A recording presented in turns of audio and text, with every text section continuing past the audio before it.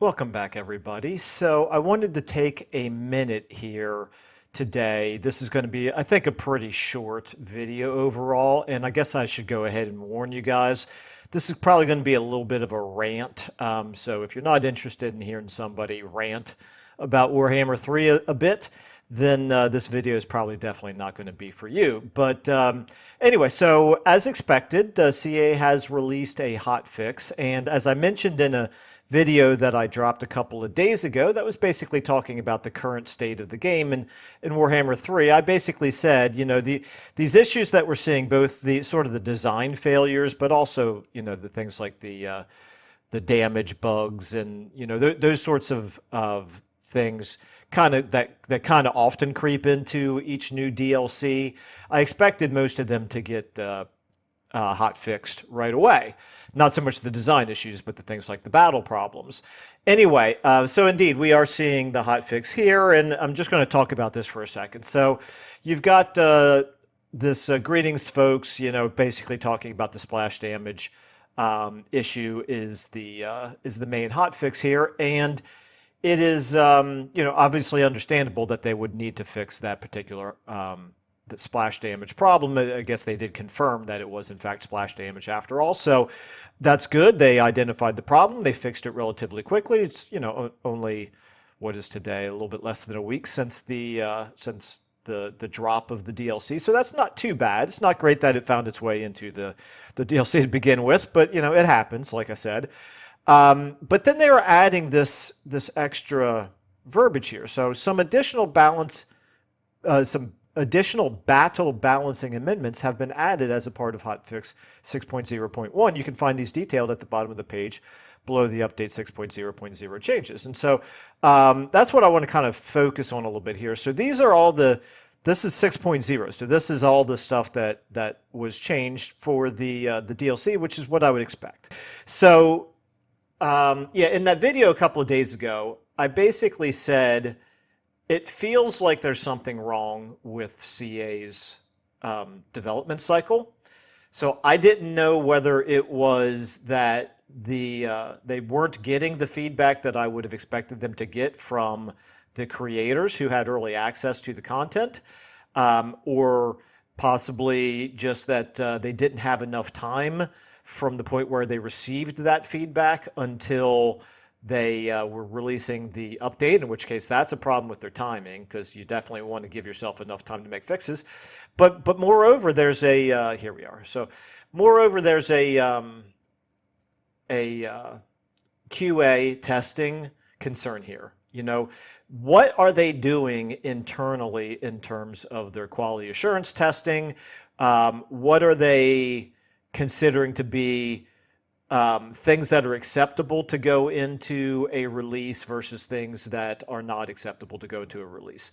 And so anyway, when I saw these additional changes added on top of the splash damage, and not only that, but I'm going to go all the way back up here to the top again because of what they said here. I'm going to take them at their word. And I realize that, this is unscripted, so I'm kind of bouncing around a little bit here, but I will say I like to give CA, and quite frankly most developers, I'd like to give them a little bit of the benefit of the doubt. I think there tends to be a little bit of losing sight of the forest for all the trees, where we look at the little problems and we kind of lose track of the fact that the game overall is still a really fun experience. And so that tends to be what I focus on. And things that are like balancing issues, those happen in games these days. And, I try not to get too worked up about them unless it's something that's just, completely game breaking, which I don't think anything lately has been.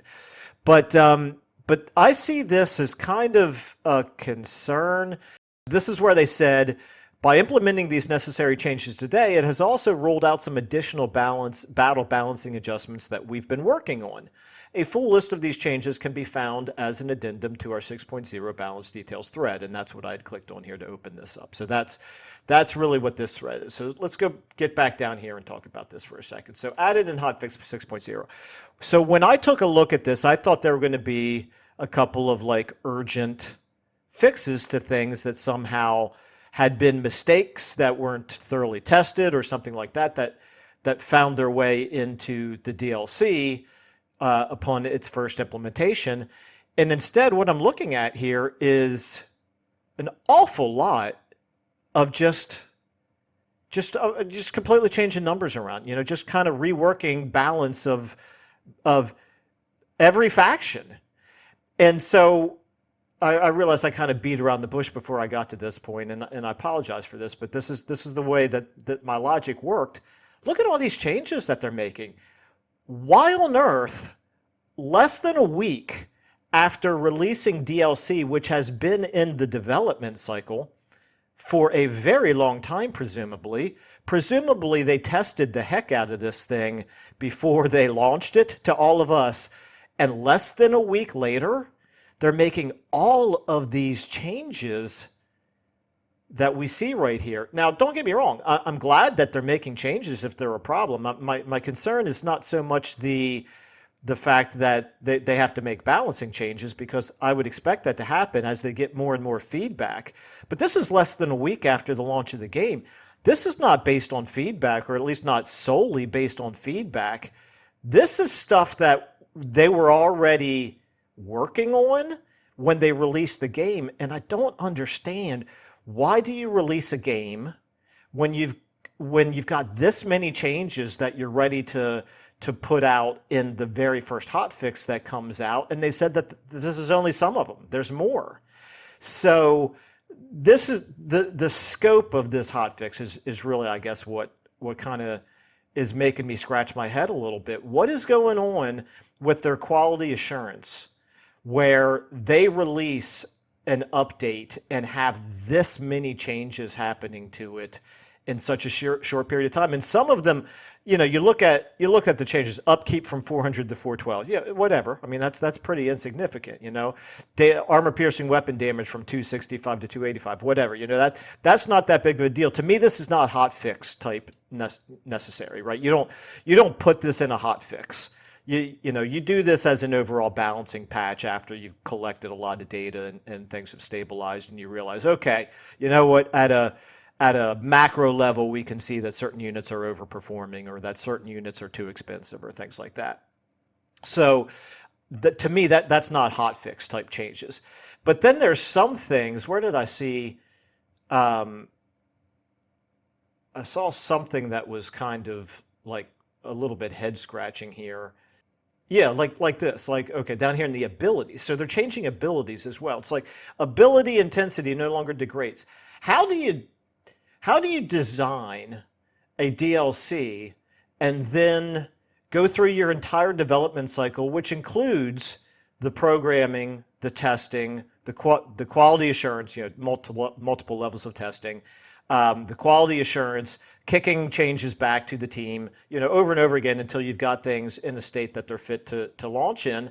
How do you go through all that cycle and then decide at the end of all that, oh yeah, that ability intensity no longer degrades? Oh yeah, the number of uses of that particular ability should change from 3 to infinite. I mean, it's just like, I just don't understand what's going on in their quality assurance testing and how their feedback cycle is working. So, all right, anyway, I guess like I said, this has kind of been a little bit of a rant. You guys let me know. I mean, maybe I'm coming out of left field. Maybe I'm in a bad mood this morning, and I'm a little bit overly sensitive to stuff like this. Again, I don't have any problems with the particular changes that they're making. I'm more concerned about what is going on in their development cycle and in their quality assurance process to allow this many things to have to get thrown into a patch that happens less than a week after launch. Because it seems like they basically, in some cases, not very many, but in some cases, it's like they're completely throwing their design or the original design out the window and making fairly sweeping changes here. So, all right, anyway, yeah, I welcome the feedback. Again, if I'm full of hot air here, guys, let me know. Talk me down off the ledge, so to speak, I guess. But I just kind of wanted to make a quick video about this, because I do give CA a lot of the benefit of the doubt. I give most developers a lot of the benefit of the doubt. I worked in IT for 10 years, and I know what the development cycle is like, and so I do know mistakes get made. Sometimes these problems do get through into production. You have to fix them as quickly as possible. But also, having worked in that line of work for a long time, This to me would have been an absolute failure of an implementation to have this many changes that have to go in right away. Or, maybe they looked at this like it doesn't have to go in, but you know what, since we already were working on some of these things, then let's put them in there anyway. That's probably more what it is. They probably felt like there's low risk to introducing this many problems. It could be that they looked at what others have reported in terms of how broken certain aspects of Omens of Destruction is. Maybe they just felt like, you know what, well, we can't make it any worse, so let's go ahead and throw everything but the kitchen sink into this hotfix. I don't exactly know exactly what the logic is, but it has me very concerned. So, like I said, you guys can talk me off the ledge maybe. So, all right. Anyway, thanks for listening. Those of you who have made it this far into the video, as always, I appreciate your feedback. Thanks so much for watching and listening, and I will see you in the next video.